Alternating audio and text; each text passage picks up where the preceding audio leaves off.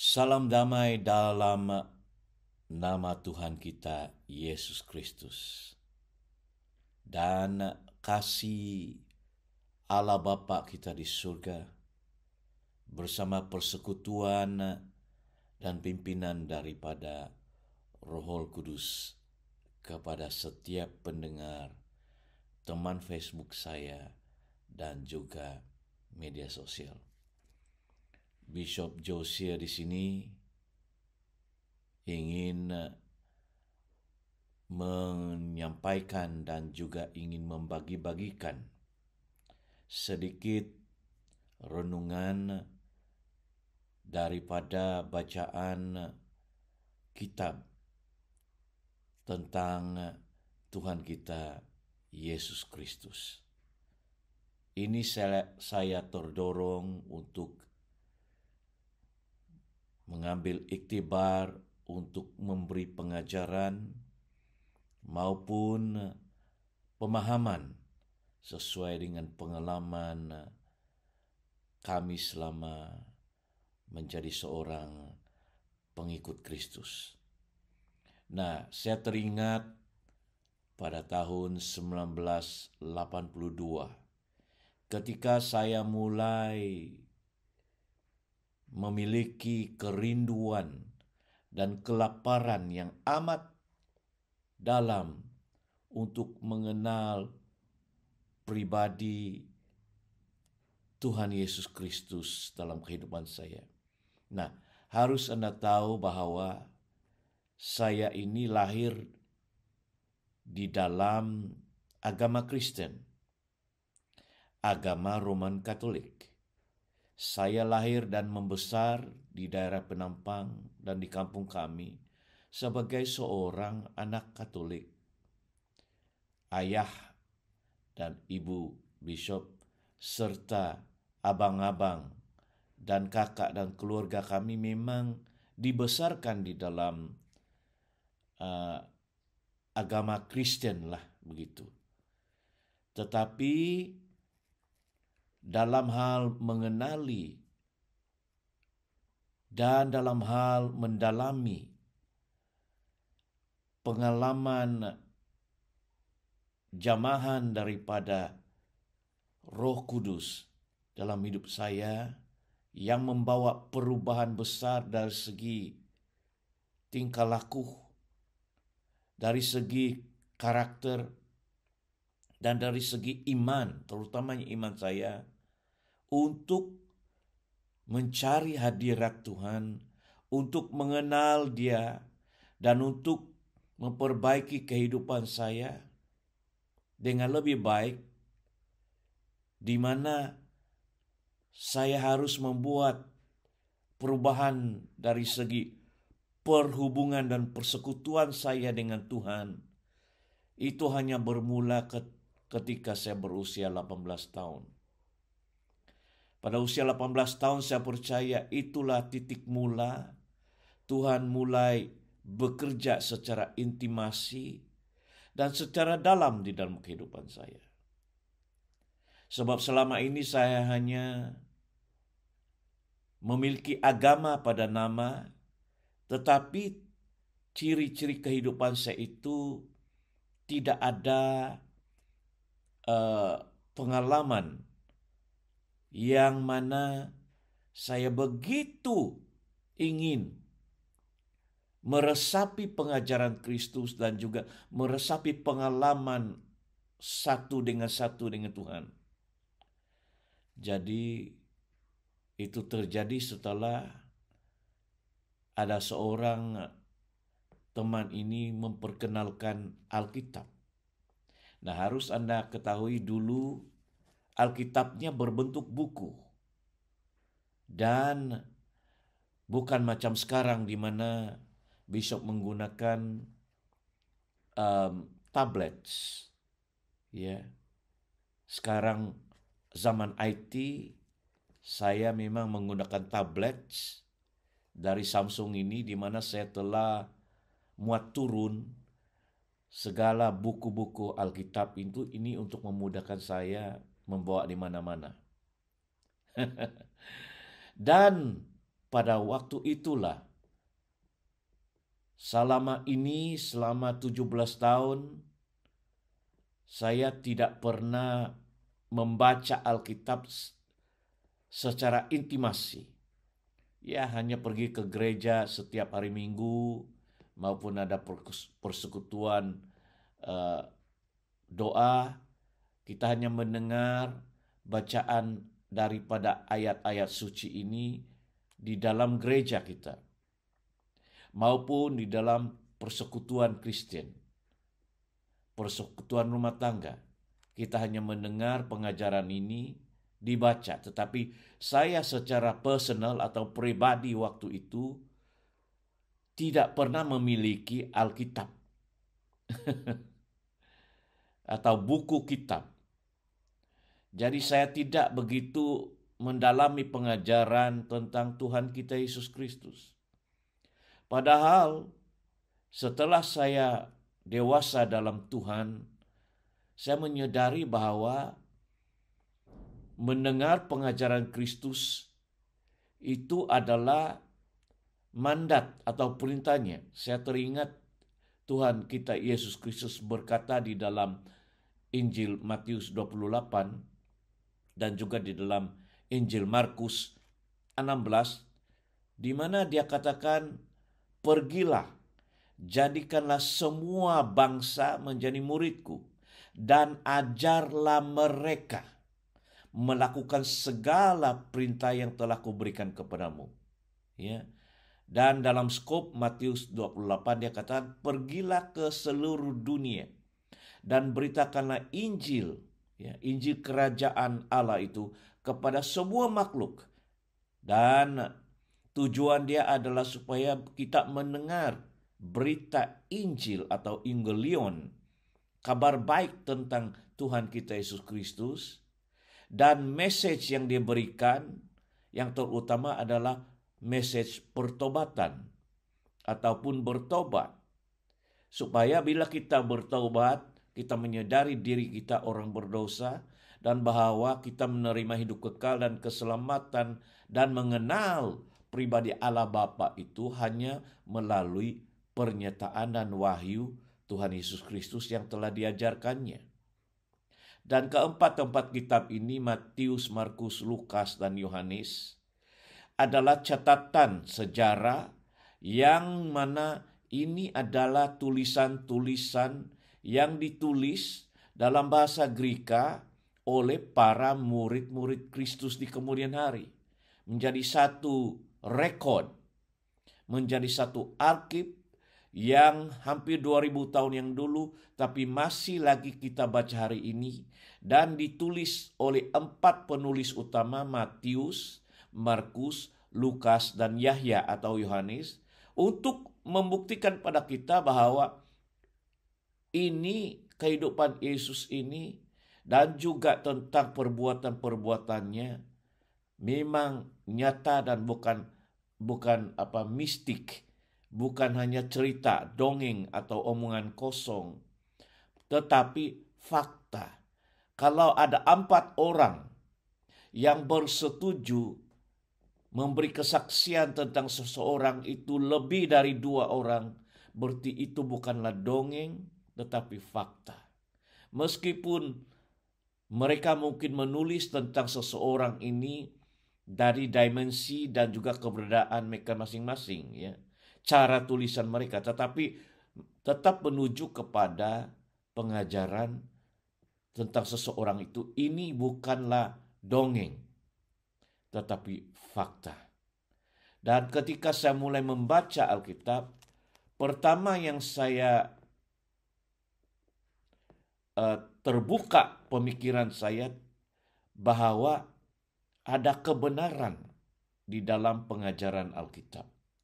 Dan orang ini buka satu ayat yang telah menyentak hati saya. Bukan tentang Kristus, tetapi di dalam surat Lukas di Kisah Rasul-Rasul, yang mana dikatakan ketika saya bertanya begini, kan kami di kampung ini, orang kampung itu makan apa saja di bawah langit. Jadi saya mendengarlah yang bahwa darah tidak boleh dimakan. Jadi selama ini kami biasa saja makan darah itu karena tidak ada pengetahuan, ignorant ya. Jadi saya katakan, bolehkah NC atau saudara tunjukkan pada saya di dalam Alkitab yang melarang kita memakan darah? Karena saya amat sangsi dengan orang ini, dia teman kampung saya dan juga Katolik, tetapi dia mulai terbuka kepada pengajaran Alkitab. Jadi saya sangka dia ini sudah tersesat jalan. Jadi saya tanya pada dia, macam mencabar lah. Dan dia membuka di dalam Kisah Rasul-Rasul, ditemukan bagaimana para rasul dan para penatua menulis surat kepada orang-orang non-Yahudi, orang-orang yang menerima Kristus itu, dan berkata, inilah benda-benda yang kamu perlu ikut. Ya, yang pertama, jangan makan binatang yang mati dicekik. Jangan memakan darah. Dan juga ya, jangan menyembah berhala. Dan bila saya membaca ini, saya kata, ya betul, ya ini dalam Alkitab, dalam Bible kita. Saya katakan, wah, jadi selama ini saya salah. Ya. Dan setelah itu saya memiliki bahwa darah itu melambangkan kehidupan. Tanpa darah tidak ada kehidupan. Kalau orang yang habis darah keluar dari tubuhnya, dia mati. Dia tidak hidup. Sebab di dalam darah itu ada kehidupan. Manusia ilmiawi dan jasmani ini memerlukan darah untuk hidup. Ya. Tidak ada orang yang kehabisan darah masih hidup. Sebab darah itu adalah kehidupan. The life is in the blood. Jadi hal ini kita akan berbicara lagi di kemudian hari tentang darah Kristus, apa maksudnya. But my understanding, mohon maaf bahasa Inggris Bishop ya, bahwa darah itu adalah kehidupan insan, baik binatang maupun apa saja. Bahkan dikatakan tumbuh-tumbuhan pun ada darah. Maksudnya susunya itu, putihnya. Kalau kamu tebang, ada cecair yang keluar dari sana. Pokok getah misalnya. Kalau kita tebang dan habiskan cecair warna putih, itu labang darahnya. Binatang pun ada darah. Kalau darah sudah mengalir ke tanah, itu menunjukkan nyawanya sudah dicabut. Tapi kembali kepada itu, setelah saya menyadari bahwa selama ini saya memakan darah. Kenapa tidak ada orang mengajar saya tentang hal ini? Saya ingat saya boleh makan apa saja. Tapi saya menyadari bahwa untuk menghormati binatang yang kita ambil nyawa itu, menghormati ya, menghormati bahwa kita sudah cabut nyawanya, kita potong begitu kan. Biarkanlah kehidupan itu mengalir kembali ke tanah, yaitu darah, jangan dimakan. Pada saat saya melihat itu, saya bilang, oh betul saudara, Anda benar dalam hal ini. Sejak itulah saya mulai belajar. Saya meminta dia memberikan sedikit ya, dan akhirnya dia bukan hanya mengajar, tapi dia katakan, ini Alkitab, saya ada Alkitab, kitab. Waktu itu saya Alkitab itu saya adalah Alkitab dari Lembaga Alkitab Indonesia, karena waktu itu belum ada terbitan Alkitab sendiri ya di Sabah. Jadi saya mulai membaca, dan dia menasihatkan paling bagus, paling baik kamu mulai membaca dengan kitab Injil tulisan Yohanes. Dan sejak itu saya mulai langkah iman saya menjadi seorang pelajar Alkitab. Maksud saya menjadi seorang yang mau belajar tentang kisah Tuhan Yesus ya, dengan pembacaan Alkitab tulisan Injil Yohanes. Nah, maaf karena introduksi sehari ini. Saya dalam tahun baru ini saya akan berusaha setiap hari kalau boleh akan mulai membaca Alkitab kepada Anda dan mulai mengajar dan menerangkan apa yang saya fahami tentang kitab Injil Yohanes. Dan seizin Tuhan, selepas kitab Yohanes, kita akan mulakan dengan kitab-kitab lain. Ya. Dan saya membaca Alkitab Injil Yohanes ini habis 21 bab sudah beberapa kali. Ya, tidak terkira, mungkin sudah ratusan kali sebab sejak 82 sehingga tahun kini 2025. Saudara seiman dan anak-anak Tuhan dan juga murid Kristus, saya akan mulakan pengajaran saya pada minggu ini dengan kitab Injil tulisan Yohanes. Nah, ini adalah terjemahan daripada bahasa English dari kitab King James Version, versi King James. Saya suka karena dia amat klasik dan perkataan-perkataannya amat dalam. Jadi dalam sesi ini saya akan berulang-ulang, ya. Kadang bahasa Inggris, I will speak to you, I will teach you in English language as well as Indonesian language. No, saya ada versi ini, mungkin kamu lihat, ini di dalam versi bahasa Indonesia dan juga bahasa Inggris. So, senang ya. So, mari kita mulai membaca. Pada mulanya, Yohanes 1 ayat 1, pada mulanya adalah firman. Firman itu bersama-sama dengan Allah, dan firman itu adalah Allah. Bahasa Inggris, in the beginning was the Word, and the Word was with God, and the Word was God. Jadi di sini kita tahu dia dimulakan dengan firman.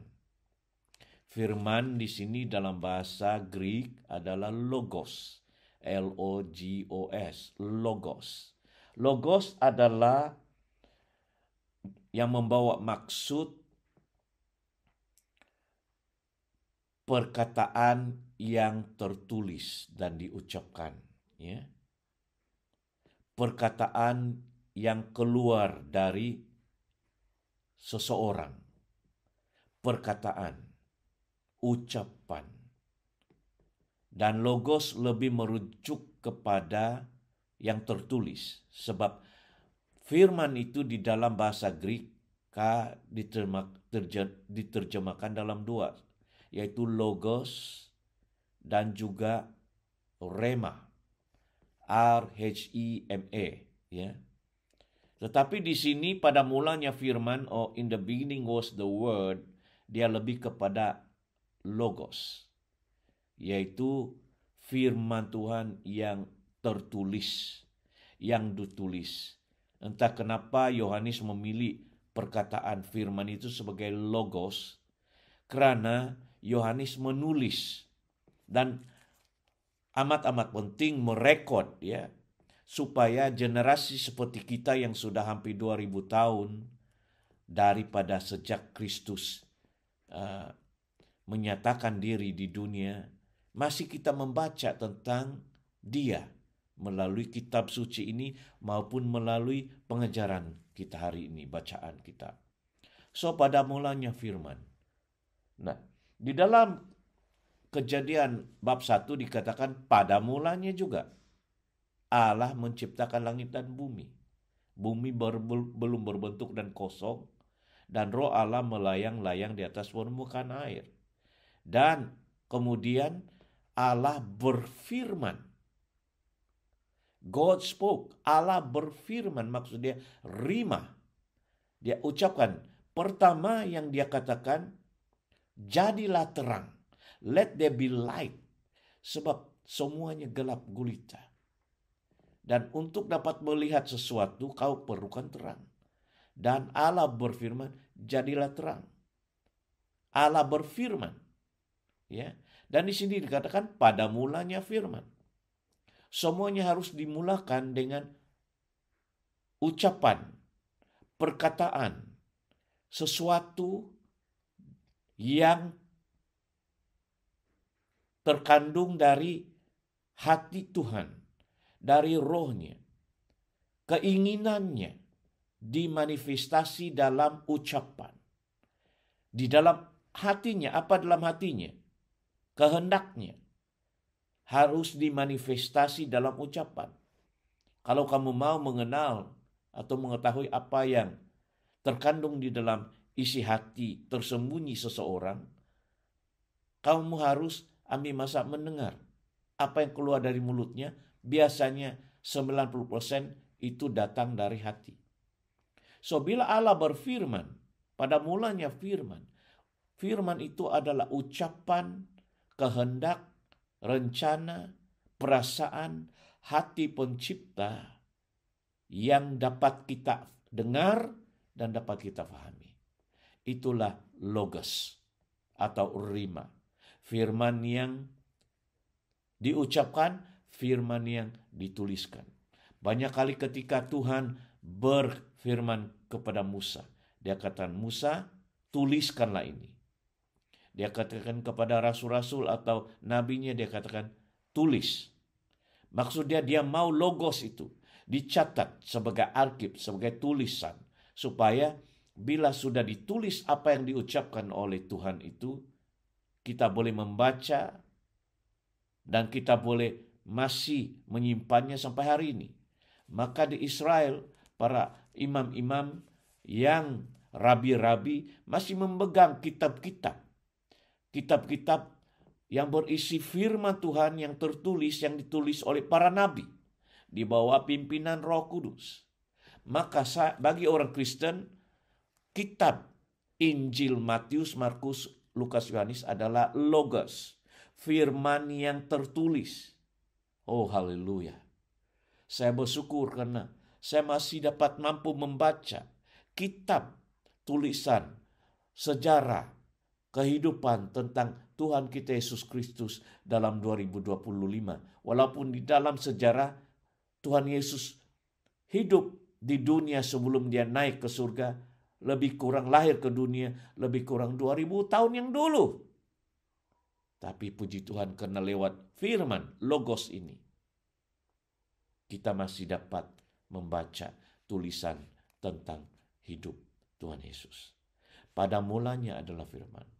Everything start with the word. Pada mulanya Allah menciptakan langit dan bumi. In the beginning God, Elohim dikatakan,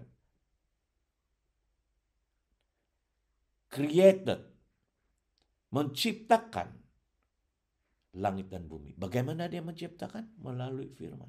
Jadilah terang hari pertama. Hendaklah laut mengeluarkan tanah. Timbullah laut, timbullah tanah dan muka bumi. Hendaklah dia lihat di langit menimbulkan binatang-binatang yang berterbangan dan timbullah burung-burung. So, lebih daripada itu, semua itu diucapkan. Ucapan, perkataan yang keluar dari mulut seseorang itu adalah manifestasi kehendaknya, manifestasi pemikirannya, manifestasi rencananya, dan manifestasi keinginannya. Diutarakan, diluahkan melalui ucapan yang dipanggil firman, kalau itu adalah dari Tuhan Allah. So, pada mulanya firman. Tanpa firman tidak ada yang terjadi.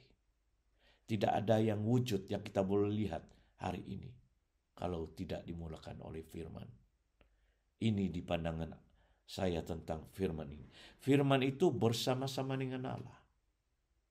Perkataan, logos dan rema itu bersama, with God. Tidak lari dari dia. Firman itu adalah sebagian daripada kodrat, atribusi Tuhan Allah. Allah tidak akan mau berdiam diri. Kalau dia melihat sesuatu, dia pasti mengucapkan. Apakah itu firman yang berbentuk kasih karunia atau grace, ataupun apakah itu dalam bentuk kemarahan atau kutukan. Tetapi bila Allah berfirman, tidak ada ketidakbenaran. Bila Allah berfirman, tiada kebohongan, tetapi kebenaran. Truth.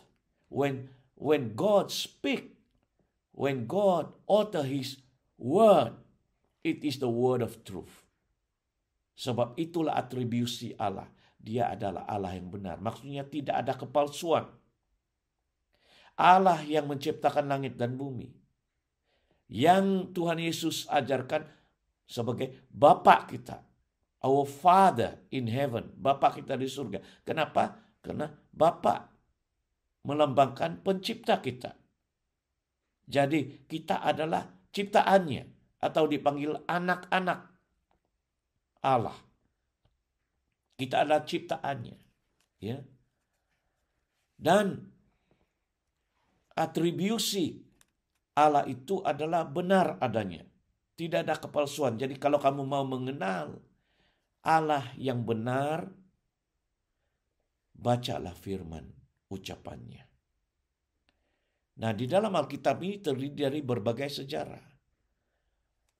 Bahkan tentang Perjanjian Lama terutamanya kitab-kitab Musa, Tanak, tentang sejarah-sejarah bangsa Yahudi, bangsa-bangsa lain, sejarah tentang nabi-nabi, tentang Musa, tentang Nabi Daniel, sejarah tentang Adam, Hawa, bahkan tentang Yudas Iskariot, tentang Raja Saul, orang-orang yang jahat, Raja Nebukadnezar, Raja Mesir, itu sejarah.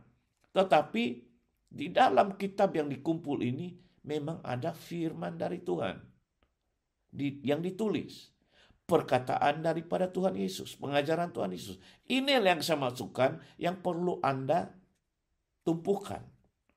Sejarah, Alkitab berisi banyak sejarah. Bahkan ucapan daripada setan dan iblis ada. Waktu iblis mencoba Yesus di padang gurun, mereka berdialog. Nah, ucapan dari iblis itu ditulis di sini. Apakah itu firman Tuhan? Bukan. Tetapi yang saya maksudkan firman Tuhan adalah firman yang betul-betul diucapkan oleh Allah Bapa kita. Kepada Musa, kepada Nabi, kepada Rasul-Rasulnya. Dan di dalam Injil Matius, Markus, Lukas ini ucapan-ucapan Yesus. Harus kita pelajari sebab itu perintah Tuhan. Bahwa ajarkanlah mereka melakukan segala perintah yang telah kuberikan kepadamu. Itu kata Tuhan Yesus sebelum dia naik ke surga. Firman itu bersama-sama dengan Allah. Maksudnya ucapan. Firman itu adalah manifestasi Allah. Kalau kamu mau mengenal siapa orang itu, ataupun divinity itu, terutama Tuhan, kamu harus membaca apa ucapannya. Baru kamu boleh mengenal pribadinya. Melalui perkataan yang keluar dari mulutnya kita tahu sifatnya. Melalui ucapan, nah kalau dalam hal Tuhan, melalui firman-Nya itu kita mendengar, kita membaca, kita boleh memahami siapa dia, atribusinya, dan pribadinya. Kita dapat menerima wahyu. Dan saya berdoa supaya Roh Kudus menggunakan firman-Nya itu untuk menerangkan kepada Anda. Supaya Tuhan memakai saya untuk menerangkan kepada Anda. Wow. Puji Tuhan. Baru satu ayat 1 ini. Begitu panjang ya komentar saya ini. Dan dia tidak terpisah. Firman atau ucapan atau logos atau rima cannot be separated from the speaker, dari tukang yang mengucap, dari pengucap itu. Ya. Kalau kita memiliki mulut yang bisu contohnya, kita tidak dapat berbicara, tapi kita menggunakan sign language untuk menyatakan. Tetapi yang lebih tepat, kita memang diciptakan untuk berbicara. Sewaktu bayi itu belum ada syllabus ataupun ucapan, dia hanya menangis. Menangis kalau bayi kecil kan, baru 2 bulan, 1 bulan. Tapi itu adalah luahan pribadinya. Sebab dia belum dapat berkata-kata. Bila anak itu lapar, dia akan menangis. Berarti itu adalah ucapan keluhan dari mulut dia bahwa dia memerlukan sesuatu. Nah, kita memahami. Kalau bayi itu lapar susu, mau minum susu, dia akan menangis. Tapi bila kita sudah membesar dan kita ada ucapan dan perkataan, kita mulai mengekspresi, saya lapar, saya haus, saya merencana pergi ke sana. Tapi dalam firman Allah juga itu begitu. Firman itu menyatakan kepribadian, keinginan, rencana, dan juga daripada firman itulah kita dapat mengenal kepribadiannya daripada Tuhan. Dan dia bersama-sama, dia benar, tidak ada kepalsuan. Percayalah, bila Anda mulai membaca firman Allah dan ucapan-ucapan Yesus dalam bentuk nasihat, dalam bentuk teguran, dalam bentuk penerangan, info, dan wahyu dan pernyataan, Anda akan mulai mengenal, mulai embrace, menerima itu, dan melakukan apa yang diperintahkannya, apa kehendaknya. Anda akan senantiasa berjalan di dalam kehidupan ini, dalam kehidupan yang benar, menurut jalannya, kehendaknya Tuhan Allah. Amin. Dan pada mulanya adalah firman, firman itu bersama-sama dengan Allah, dan firman itu adalah Allah. The word is God. Firman itu juga adalah Allah. Sebab itu adalah manifestasi daripada kodratnya. Ya. Menjadikan firman itu adalah Allah sendiri. Ketika Allah berfirman, aku adalah aku. Dia berfirman, I am who I am. Jadi kita tahu, I am who I am is God. Aku adalah aku.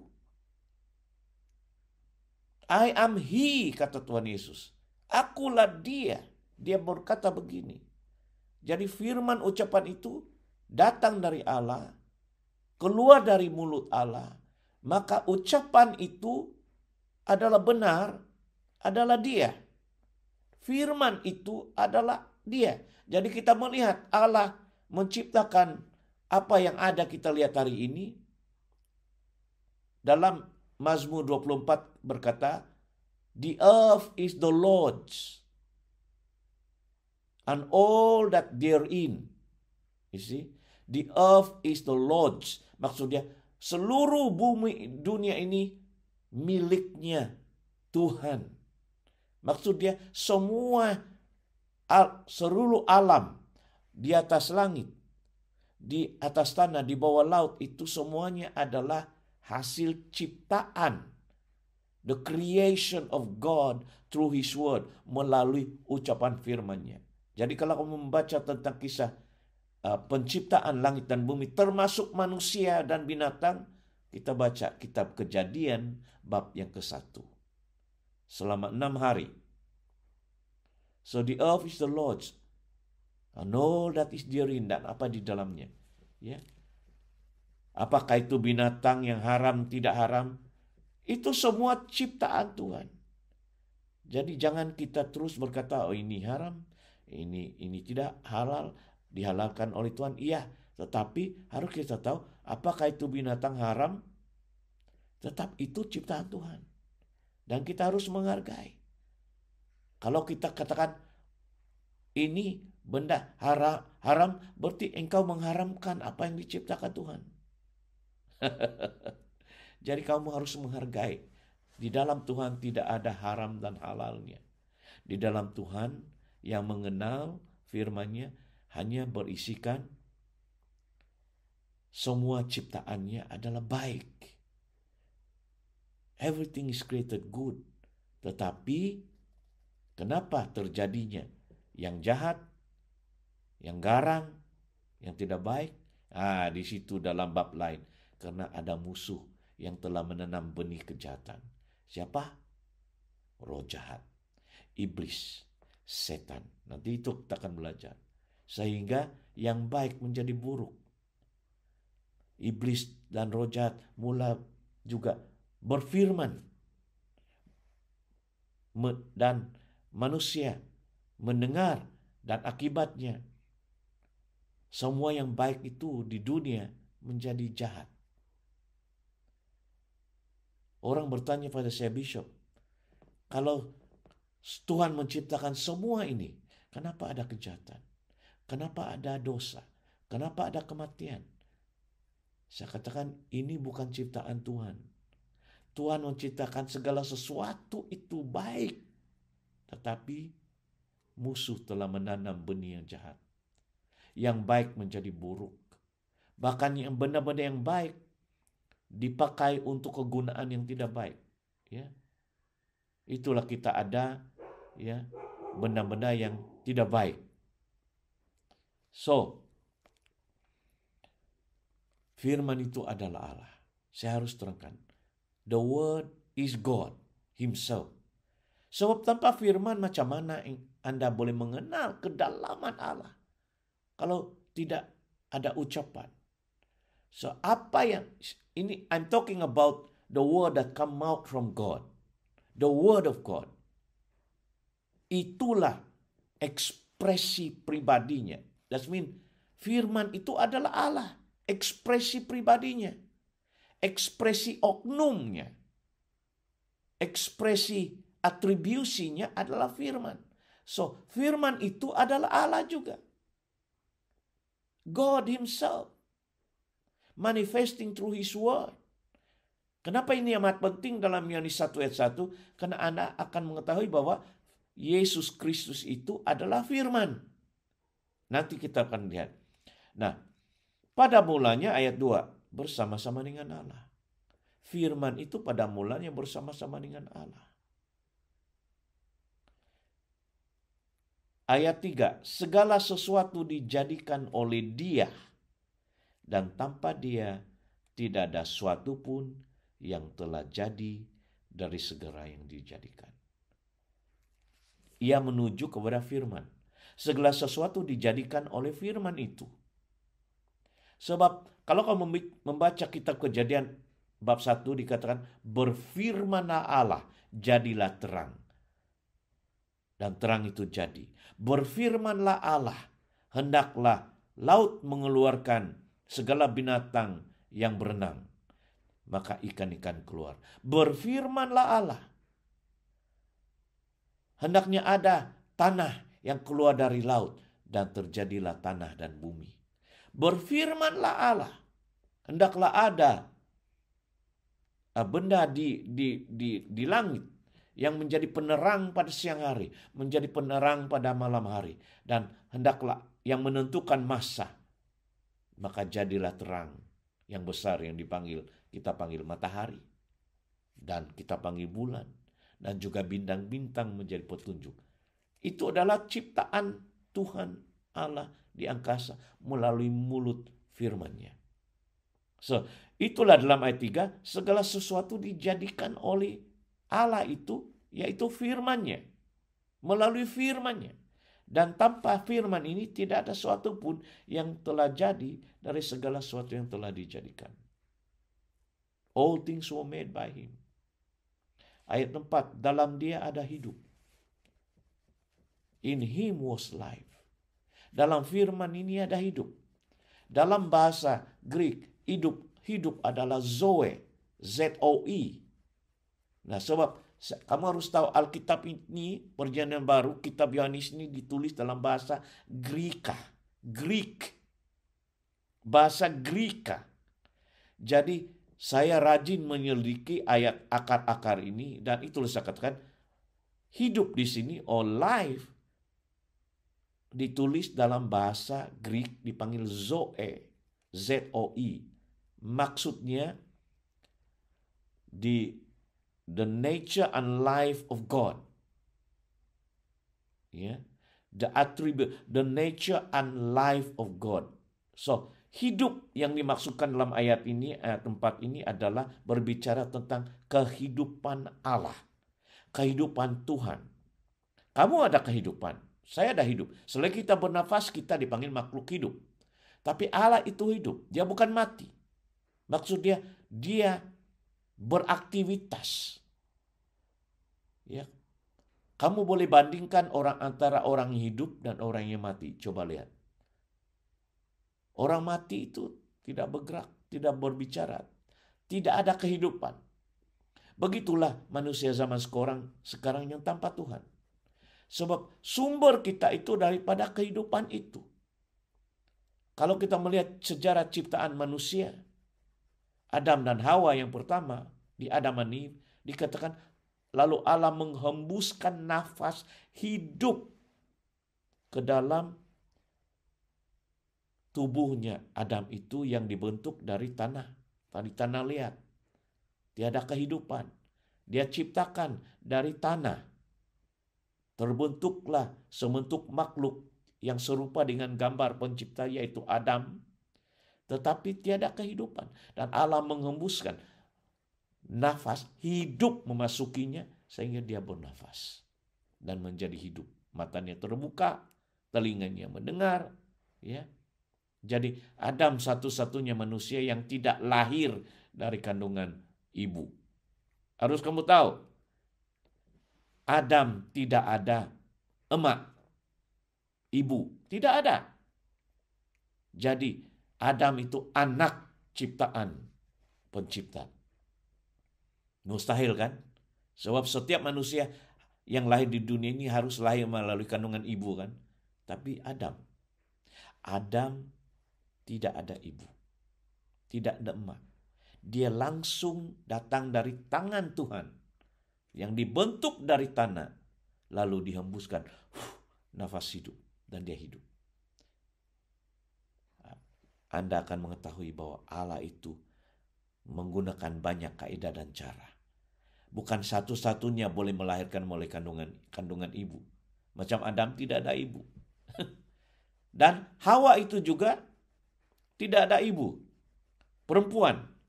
Adam laki-laki, Hawa perempuan. Hawa itu juga tiada ibu. Tetapi Tuhan mengambil tulang rusuk daripada Adam lalu dijadikan perempuan. Berarti perempuan ini datang dari laki-laki. Sebagian dari tulang rusuk Adam.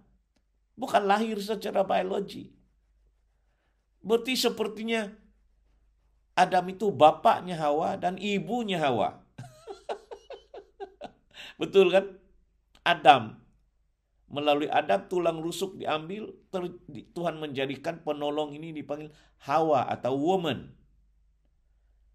Nah, jadi itu menunjukkan bahwa ada perkara-perkara yang manusia ini tidak dapat memahami, yang di luar logika kita. Bahwa kalau secara logik and common sense, every human being is born from a woman. But in case of Adam and Eve, Adam was not born out of woman. Dan yang lebih unik lagi, Hawa was taken from man, dari tulang rusuk. And God created woman, not from birth. Nah, ini merujuk kepada Adam yang kedua yang kita panggil Tuhan Yesus Kristus. Yang di benih itu dari Roh Kudus dimasukkan ke rahimnya perempuan yang virgin ataupun yang tidak pernah mengenal laki-laki. Jadi Yesus dilahirkan oleh firman, oleh kuasa Roh Kudus. Nah itu nanti. So, di dalam dia ada hidup. Hidup itu maksud dia the life and nature of God. Bicara tentang Zoe. Di dalam dia ada kehidupan ini. Dan hidup itu adalah terang manusia. Ayat 4. Hidup itu adalah terang manusia. Siapa yang tidak perlukan terang? Kalau tidak ada terang, Anda tidak akan melihat muka bishop hari ini. Tangan bishop dan mulut bishop. Ya, saya membuat recording ini sekitar jam 3 pagi.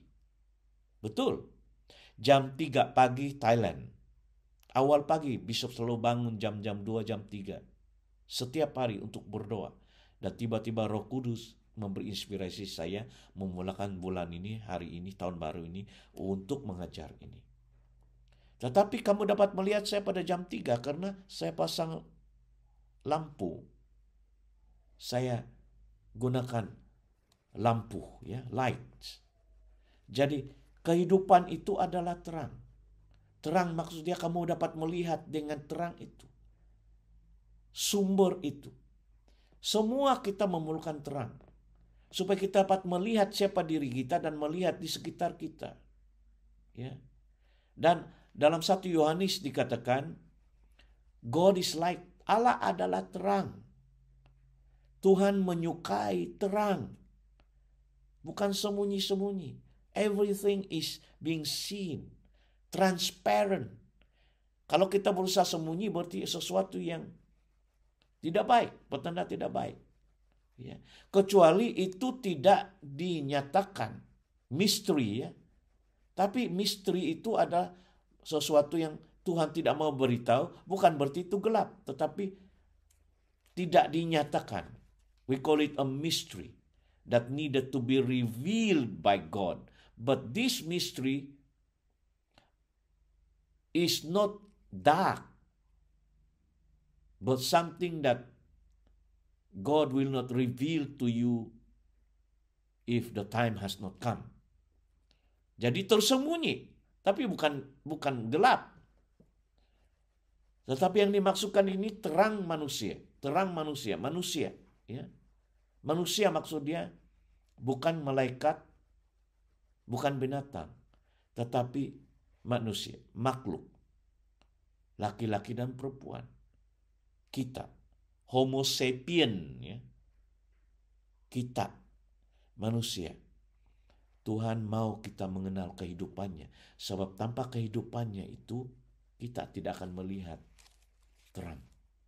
Sebab hidup Allah itu, atau Zoe Allah itu, atribusinya, the nature of God, the life of God, is the light of man. Oh, haleluya.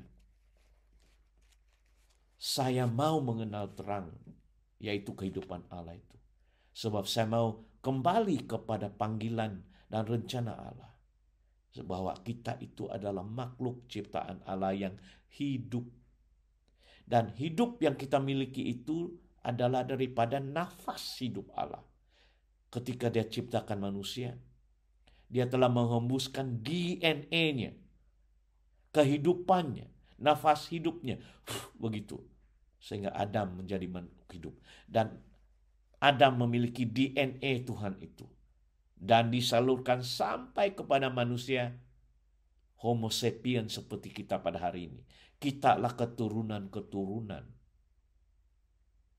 manusia yang bernama Adam.